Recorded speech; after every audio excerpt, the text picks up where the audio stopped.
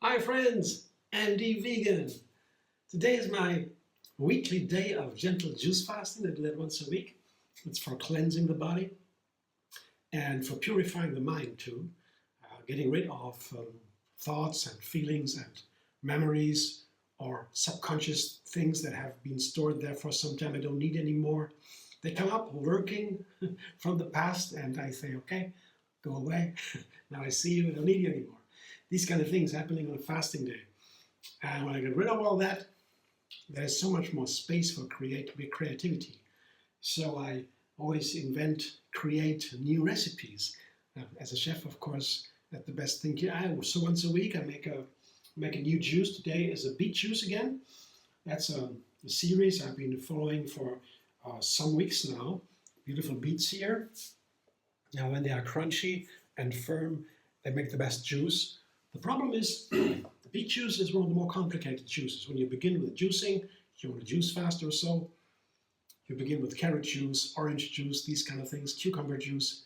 The beet juice also, but you can't juice it by itself. I would say some different opinion, of course. To me, a beet juice has to be combined with a pear, for example, or an orange, something that makes it delicious. Because when you drink a beet juice as is, half an hour later, scratching in the throat begins from the oxalates. That is a substance in the beet that creates a insoluble salt, and it can sit in the kidneys in the gallbladder and make stones. And it can be very painful. So oxalates are in general not a problem for a healthy person. When you're a healthy vegan, a whole food plant-based diet, you don't have a problem with healthy kidneys also. You have no problem with oxalates, but they cause a little bit of scratching in the throat with the beet, and it's unpleasant. So to avoid that, there would be enough to add a pear to it, a little bit of lemon. I learned that a long time ago, but when I then combined the beet with the mango, wow, that was a whole new world of flavors. I never had that before. And since then, the mango beet juice here is one of my greatest miracles, I would say. Here, this is a beautiful mango. Even with the peel there, it doesn't matter. It makes the beet juice even deeper. You can peel it if you like. This kind of mango is not too bitter to peel, so I can use it. It has more of the mango flavor, a little bit more harsh. So I maybe will not use lemon peel too much, because that is also a very powerful flavor, maybe too powerful when I have all the mango peel already. So that I will see that later. But the basic idea is mango and beet creates a flavor that has seems nothing common to have with beet flavor. It's a beet flavor that tastes so different. I gotta try that. I call it candy kid flavor because it reminds me of the sweets, the candy I enjoyed so much as a kid. Candy kid flavor, but not with the bad, side effects, because candy when I was little was lots of sugar and it destroyed the teeth and so much more. Not very good. But here I have that fantastic flavor, similar to that, reminding me of that, just with beets and mango. So that's the idea. The candy kid flavor at the base, and then I found that when I add an orange to a mango, to a beet, it still keeps the earth flavor. It does not change the flavor as opposed to what the mango does, changes it completely. But the orange is rather making the juice longer. You get more from the same. The orange keeps the beet flavor, the earth flavor, this deep, dark, wonderful, powerful flavor of the beet. And apple here, I add an apple also, about the same amount, some apples here, 3 cups or so, similar amount as the mango and the orange, all the same amount of 3 cups or so, to give more sweetness, more sweet and sour to the juice, because I want to add a special flavor today to shape that mango beet juice, this candy kid flavor. I'm using rosemary. And rosemary is a very ancient herb. It's from the Mediterranean mint family. It's called the mint family. There are lots of rosemary, um, um, mint and basil, thyme, tarragon, many others in that family. They all have different benefits. There are powerful medical benefits. They have been used by humans for thousands of years. This one is even back to the Egyptian culture, 5,000 years or so. Rosemary has been always described in the scriptures as beneficial for the brain, for the memory. And it is indeed, now there are researches, scientific research that says that, yeah, it makes the memory faster. But if you take too much. Interestingly, when you season a food, a dish, with maybe a teaspoon or so of rosemary powder, the guys who in the experiment will get a better memory, gets faster, and better memory, speed of the memory is a best indicator for better brain functions in general. So that was in the study was explained. So you get all that from a teaspoon. That is the ratio for a simple meal. You won't over season it because it's a very strong flavor. This rosemary flavor is very powerful. But when you take more, like a tablespoon or so, or 2 or 4 tablespoons, the opposite happens. No effect, the brain gets even slower. So you can't take too much from this. That's interestingly to me, the message is also, I always suspected that our natural food, what we eat every day from our ancestors given to us, oftentimes is very smart composed. What we like is healthy actually, and the best ratio for the substances for the food to be beneficial for us. We taste what we like, what's good for our body and for our mind. That tastes best usually, because when you eat sugar and oil and meat or animals, of course all that gets confused. So to get back to that a little bit, to the natural way of eating, without all of the things we don't need.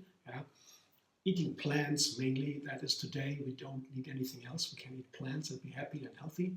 When you do that, the flavor, I guess, the taste buds will regenerate and will tell you, I guess that is what happens to me, what's best for me. What's delicious, that's good for me. That's what I want.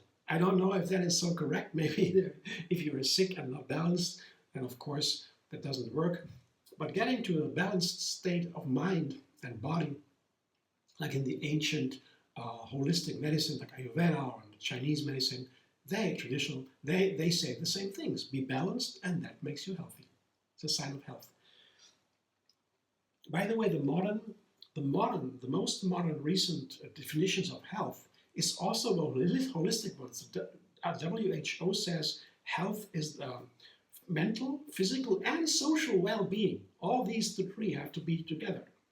That is something pretty remarkable, and it's different from like the medical science we had in the 70s, 80s or so, when they were focused on the single issues, 50s or 20s, when they began to discover the vitamins, single things in food, like scurvy, when you have a sailor has no vitamin C, they get sick, the teeth and everything, and finally they will even die. So they began to ship oranges, orange juice, orange extract. That was the first wave when you saw the relationship to business. And these kind of things continued with other vitamins and so forth. But now we're getting more and more to lifestyle medicine, where everything is considered important. And that is the most effective medicine now. That's the last thing, lifestyle medicine it's called.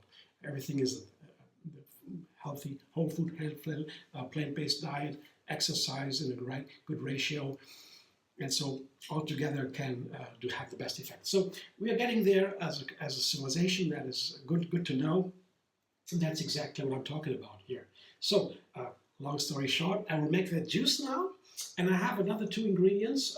So the 3 fruit is a nice way to have a lot of fruit to make something delicious, a vegetable juice or a green herb juice.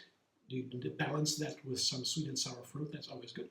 And then I add always, not always, but sometimes lemon and ginger. I have a large lemon here. I don't know if I use it all. I will find out while juicing. And I have a nice amount of ginger root, yeah, 4 inches maybe.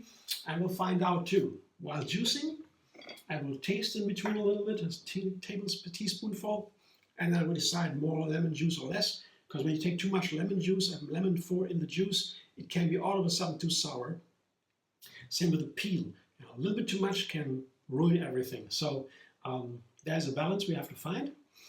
And I will do that while juicing, and I'll come back in a moment and show you the juice.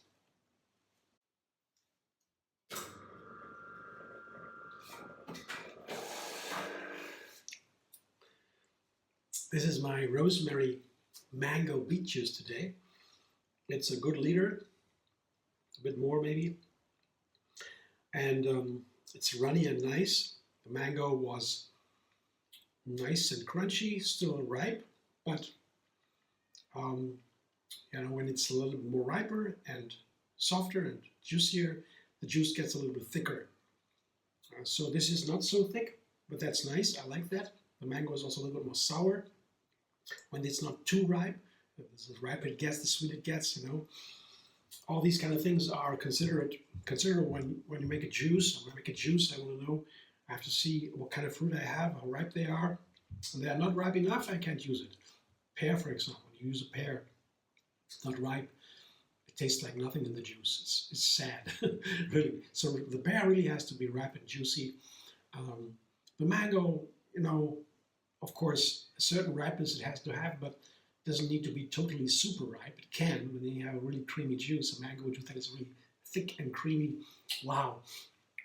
But you know, these kind of things make a difference because, for example, today I used only half a lemon.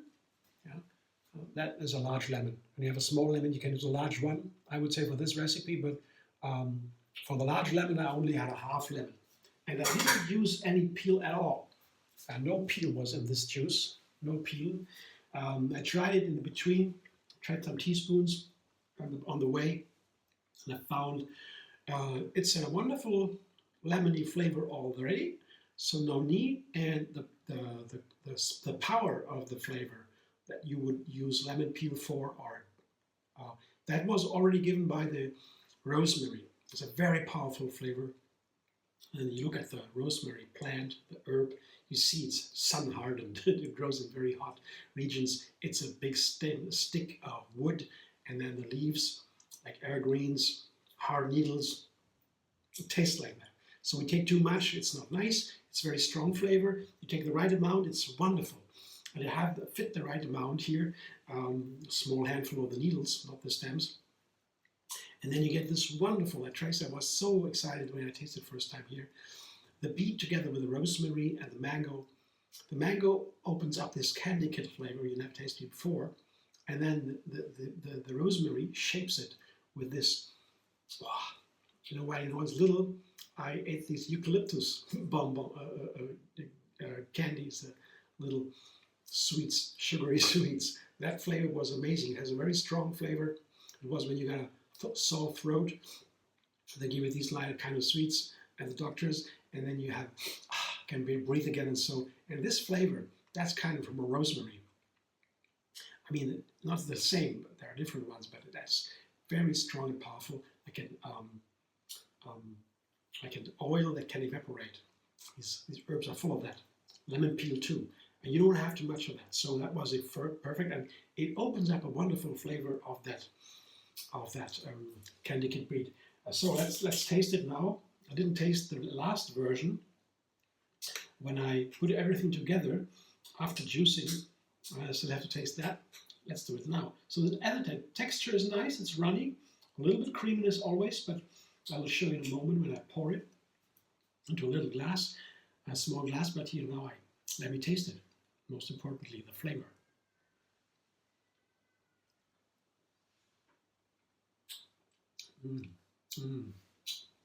Yeah, it's fruity, it's vegetable-y, it's earthy, it has this strong rosemary flower aroma, expansive and also to the point.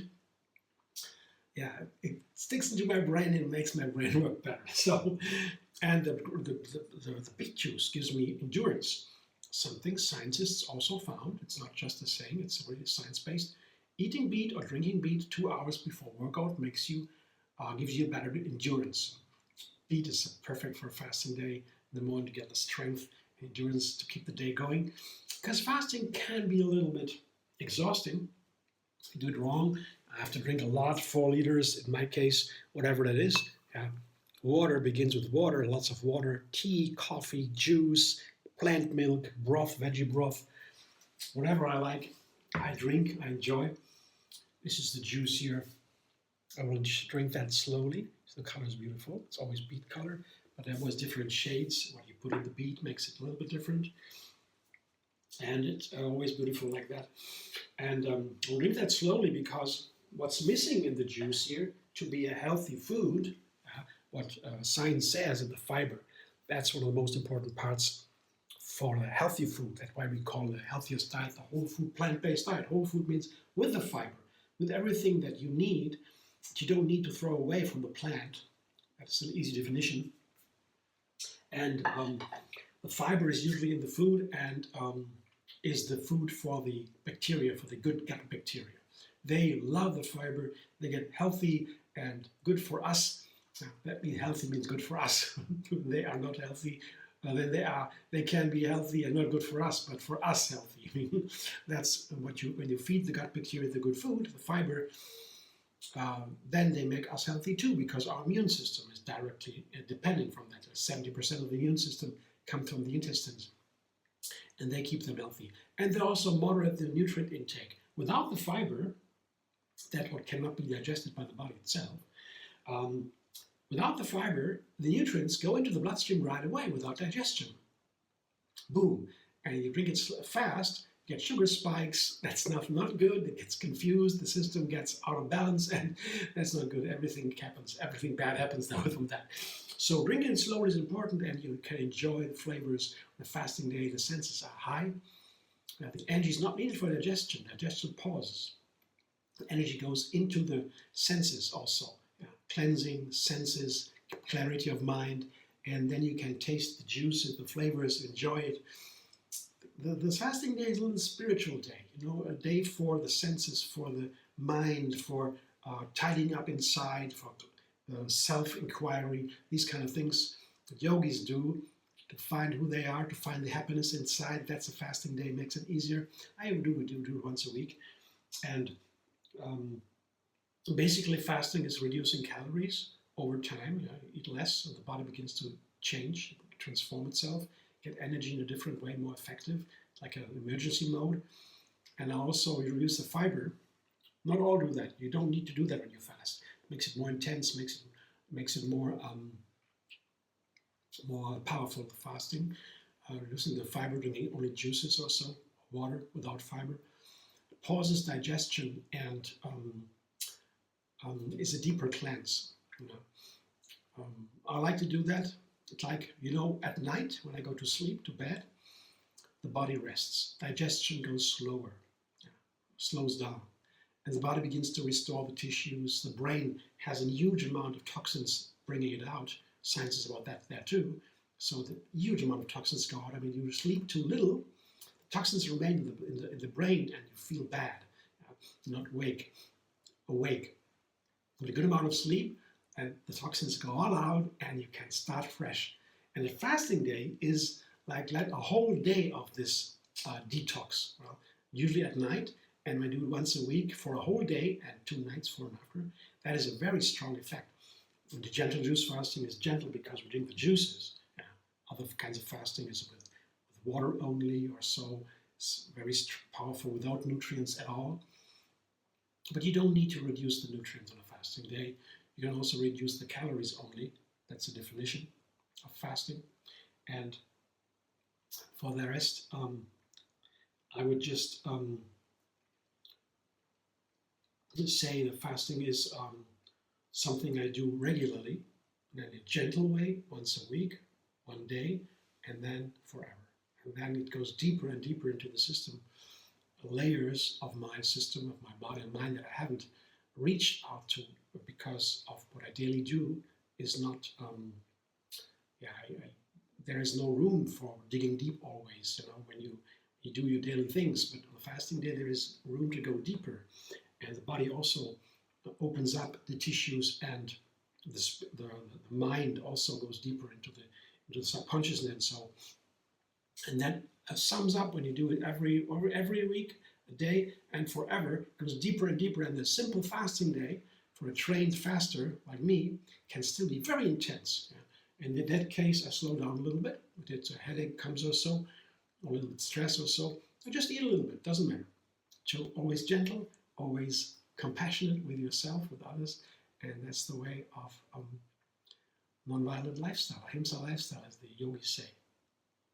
Thanks for watching. I hope you enjoy. If you like my video, subscribe, MD Vegan on YouTube. Have another recipe every single day. And find me on Facebook, Instagram, Pinterest, and X. And there is a Facebook page called TriYoga Moonfasting. TriYoga is a yoga style founded by Yogini Kaliji. She is the mistress of the flow. She brings the flow into yoga, and she also inspired the first vegan movement in the USA in the 80s.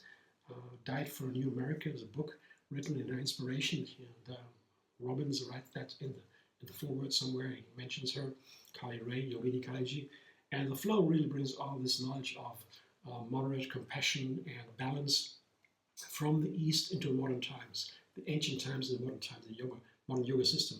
Gentle Juicefasting is also inspired by her, and I just share a little bit. It's not on my own, it's from her, and I enjoy greatly. So may you. Check it out. Facebook, TriYoga Moonfasting. Yeah, you're welcome. See you soon.